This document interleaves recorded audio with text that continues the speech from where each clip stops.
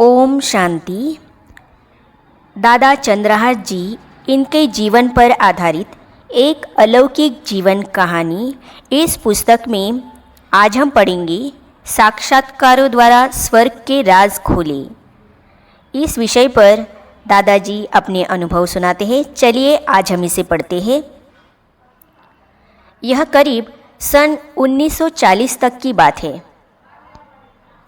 इसके बाद योग, तपस्या तथा गुह्य ज्ञान और साक्षात्कारों का पाठ आरंभ हुआ। 3-4 संदेश पुत्रियाँ ध्यान में जाए संपूर्ण ब्रह्मा का साक्षात्कार करने लगी और उनसे संदेश लाने लगी। उनमें गुलजार बहन, संदेशी बहन, जमुना बहन की छोटी बहन लीला तथा कमल सुंदरी माता ध्यान में जाती और योग के प्रोग्राम ले आती। सारी रात मम्मा बाबा सहित ग्रुप को भट्टी में बिठाती। साक्षात्कारों द्वारा संदेश पुत्रियाँ देखती कि स्वर्ग कैसा होगा, विनाश कैसे होगा। शिव बाबा उनको यह भी दिखाते कि साइंसदान कैसे अग्नि बम, मिसाइल आदि बना रहे हैं, कैसे सिविल वॉर, हिंदू मुस्लिम के झगड़े आदि होंगे, कैसे खून की नदियाँ बहेगी तथा कैसे सभी आत्माएं मच्छरों सदृश जाएंगी, कैसे धर्मराजपुरी में सजाएं खाएंगी आदि। ये दृश्य संदेश पुत्रियाँ यहाँ हमको प्रैक्टिकल में करके दिखाती कि कैसे यमदूत मारते हैं, पहाड़ से गिराते हैं इत्यादि। साथ साथ वैकुंठ में देवी देवताओं की कैसे दरबार लगती है, कैसे 36 प्रकार के भोजन करते हैं, कैसे श्रृंगार करते हैं इत्यादि। कुछ संदेश पुत्रियों में लक्ष्मी नारायण तथा अन्य देवी देवताओं जैसे राधे कृष्ण आदि की आत्माएं कुछ दिनों के लिए प्रवेश कर वहाँ के रहन सहन, भाषा, रॉयल चलन आदि का प्रैक्टिकल में पाठ बजाकर दिखाती। उस समय का यज्ञ का वायुमंडल ही ऐसा था जैसे कि अपनी अलग ही निराली दुनिया थी। बाहर शहर में क्या हो रहा है यह सब भूला हुआ था। मित्र संबंधी सब भूले हुए थे। यहाँ तक कि कौन से सिक्के चलते हैं यह भी कई बहनों को पता नहीं था। सिर्फ हम थोड़े भाई जो शहर में जाते थे सब्जी अनाज आदि खरीदने, तो शहर का पता चलता था। वे दिन बड़े प्यारे थे जब यज्ञ सेवा और तपस्या थी, अन्य कोई बात नहीं। बाबा बच्चों को सागर किनारे ले जाकर एकांत में बिठाते थे। उस समय हम बच्चों को घूमने फिरने के लिए 3 बसें थी, 6 कारें थी। इसके अलावा भाइयों के पास 25-30 साइकिलें थी। योग भट्टियाँ। बाबा बोलते, बच्चे अब विनाश दूर नहीं, इसीलिए खूब योग लगाओ, अशरीरी बनने का अभ्यास करो, वही अंत समय तुमको काम आएगा। नहीं तो अंत समय बहुत दुख महसूस होगा। जब सिविल वॉर होगी, विकारी लोग तुम्हारे पीछे पड़ेंगे। आप योग में होंगे तो आपसे उनको लाइट का साक्षात्कार होगा और आपके चरणों में गिर जाएंगे।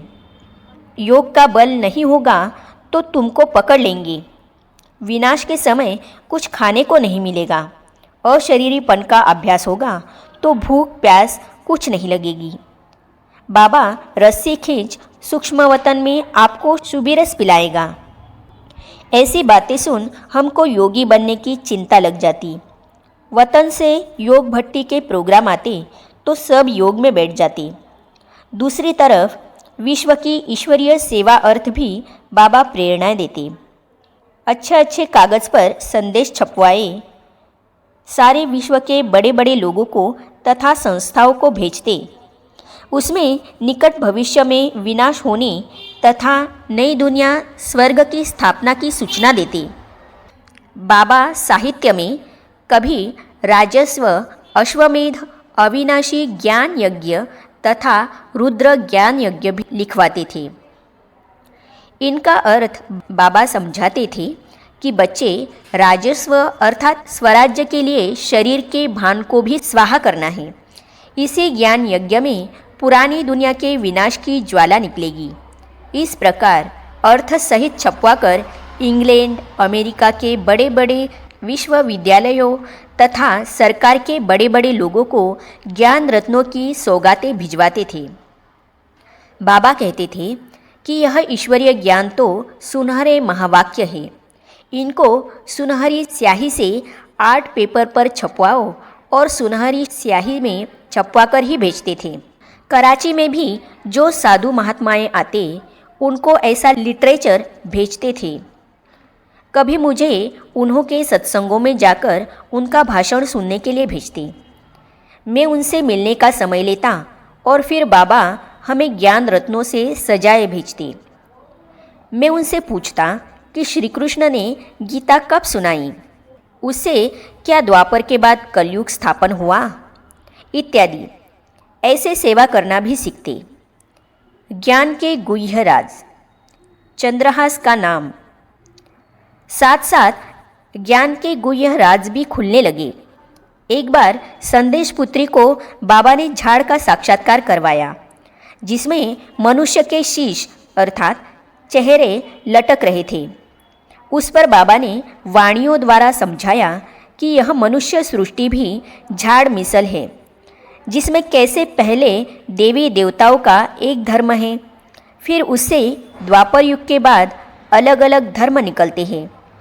पहले पश्चिम में इब्राहिम का इस्लाम धर्म, फिर पूर्व में बुद्ध धर्म, फिर पश्चिम में क्रिश्चियन धर्म आदि। दादा विश्वरतन को काम दिया कि ऐसा झाड़ का चित्र बनाओ। वह डिज़ाइन निकालने में होशियार था, तो उसने झाड़ का चित्र बनाया। उसको बाबा ने करेक्ट कर फाइनल किया। हमसे पूछा, ठीक है? हमने कहा, वैसे तो बहुत अच्छा स्पष्ट है, लेकिन एक कमी है जो इससे रिपीटेशन का राज नहीं खुलता। बाबा ने कहा, वह कैसे हो सकता है? तब मैंने गोले का एक चित्र रफ डफ बनाकर दिखाया। बाबा देख बहुत बहुत खुश हुए कि बच्चे की बुद्धि अच्छी चलती है, यह बहुत अच्छा पद पाएगा। उस पर बाबा ने मेरे को चंद्रहास का नाम दिया। शास्त्रों में चंद्रहास के भाग्य की बात आती है। बाबा ने कहा, भृगु ऋषि बाप भी बच्चों के भाग्य को देख खुश होते हैं। इस रीति से झाड़, गोला, त्रिमूर्ति के चित्र बाबा ने पहले हम बच्चों से हाथ से पेंट करवाए, फिर वह विश्वकिशोर दादा ने प्रेस में भी छपवाए, जो हम यहाँ भारत में ले आए। एक बार बाबा ने कहा, जो बांधेली कन्याएं लौकिक संबंधियों को 5-6 वर्ष से छोड़ आई है, अब उन लौकिक माँ बाप संबंधियों की भी सेवा करनी चाहिए। इसीलिए 7 कन्याओं को और मुझे बाबा ने तैयार किया कि तुम ज्ञान गंगाएं हैदराबाद अपने लौकिक घर सप्ताह भर के लिए जाकर उनको ज्ञान अमृत पिला आओ।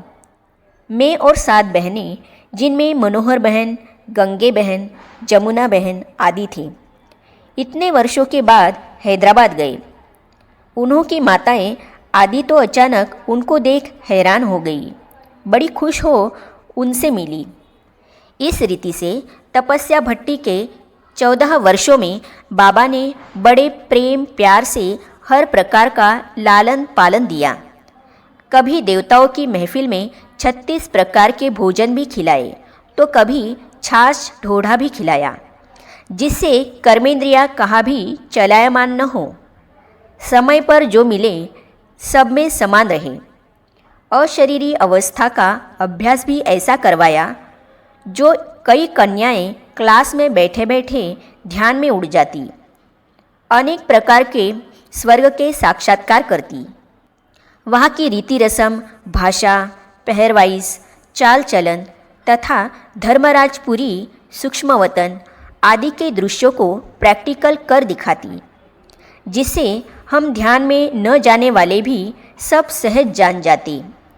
इस रीति से हम बच्चों को हर प्रकार से तैयार किया। उस समय हम तो नहीं जानते थे कि आगे क्या होने वाला है। हमको तो यही लगन थी कि हमको कर्मातीत बन बाप के साथ जाना है, फिर स्वर्ग में आना है। भट्टी के दिनों में रात दिन ज्ञान की गुह्यता, योग के अभ्यास तथा साक्षात्कारों द्वारा अनेक राजों से बाबा हम बच्चों को तैयार करते। एक दिन तो एक संदेश पुत्री अर्थात गुलजार बहन ध्यान में जाकर सभी यज्ञ निवासी भाई बहनों के ध्यान में ही अव्यक्त नाम लिखने लगी, जिससे सभी को अपने अपने अव्यक्त नाम मिल गए। बाबा ने समझाया, सन्यासी भी सन्यास करते हैं तो अपने नाम बदलते हैं। तुम भी सच्चे राजयोगी सन्यासी हो। पुरानी दुनिया का सन्यास किया है तो अव्यक्त बाप ने तुम बच्चों के नाम बदले हैं। भट्टी के ये 14 वर्ष जैसे स्वर्ग समान थे। यहाँ बच्चों को बाबा शहजादों की तरह से पालते थे। इतने तक कि एक बार बाबा की डील हुई कि कलकत्ते में बहुत अच्छी मिठाइयाँ, रसगुल्ले, रसमलाइयाँ, संदेश आदि बनते हैं। वह बच्चों को कैसे खिलाए? सो विश्वकिशोर दादा को कलकत्ते भेजकर वहाँ से एक मिठाई बनाने वाला बुलवाया।